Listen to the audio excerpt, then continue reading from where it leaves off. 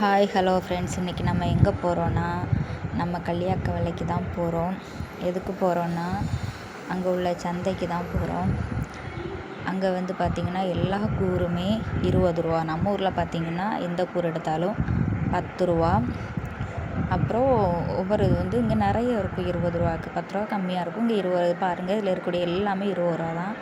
நாங்களும் எங்களுக்கு தேவையான பீட்ரூட்டு, பச்சை மிளகா, தேவையான பொருள்லாம் எடுத்தோங்க.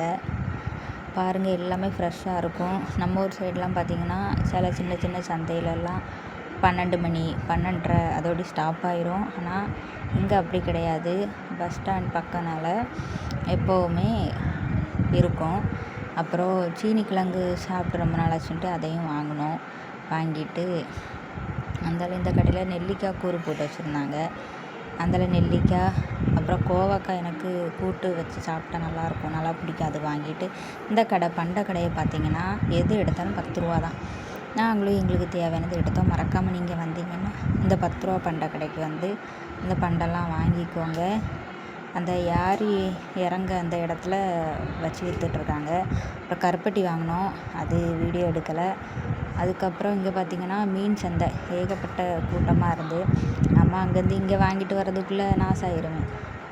வாங்கிட்டு வீட்டுக்கு எல்லாம் வாங்கணும்னு பார்ப்போம்.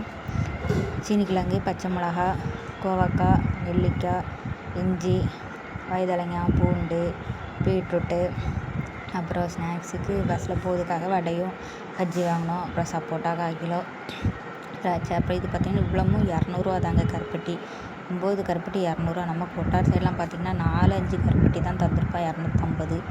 அப்புறம் இந்த 10 ரூபா பண்டம் எனக்கு பிடிச்சதை மட்டும் வாங்கிட்டு வந்தோம். நீங்களும் உங்களுக்கு எதாவது தேவையான பொருள் வாங்கணுன்னா நம்ம இந்த சைடு வாங்குறதுக்கு பதில் அங்கே எங்கேயாவது வாங்கினா நல்ல ரேட்டில் நல்ல மலிவாக கிடைக்கும். அதனால் அங்கே போய் வாங்குவேன். வீடியோலாம் எடுத்து முடித்து வாங்கிட்டு வந்ததுக்கப்புறம் வீட்டுக்கு வர 2 பார்த்திங்கன்னா எல்லாம் ரெடி ஆகிட்டு.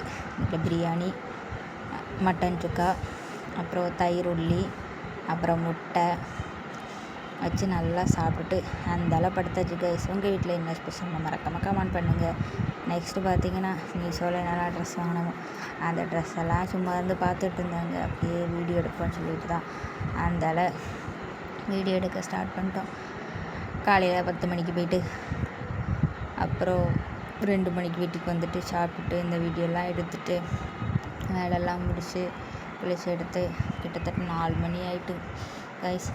சரி, இன்னும் ஒரு 2 மணி நேரம் ரெஸ்ட் எடுத்துகிட்டு அப்புறம் பார்க்கலாம். Bye friends. இந்த வீடியோ பிடிச்சிருந்தா லைக் பண்ணுங்கள்.